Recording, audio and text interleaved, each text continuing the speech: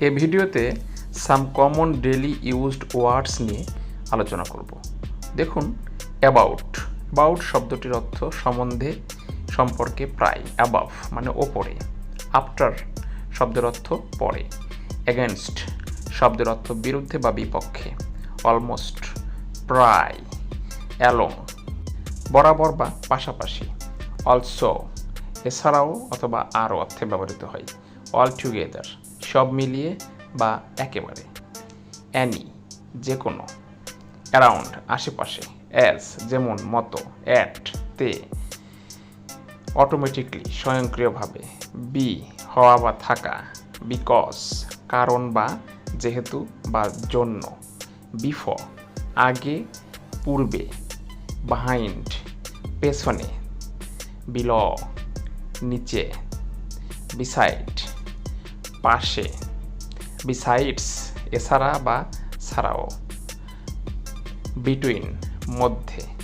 Both উভয় বা দুজনে। বাট কিন্তু, তবে।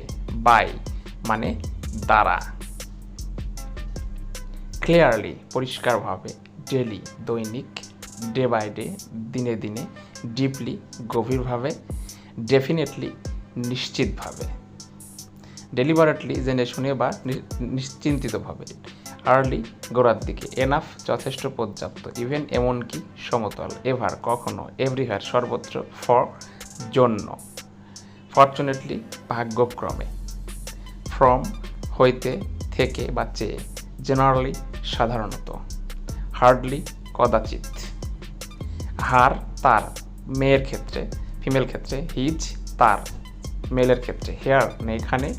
অনেস্টলি সততার সাথে। হাওয়েভার যাই হোক। হাউ লং কতক্ষণ। ইফ যদি। ইমিডিয়েটলি অবিলম্বে।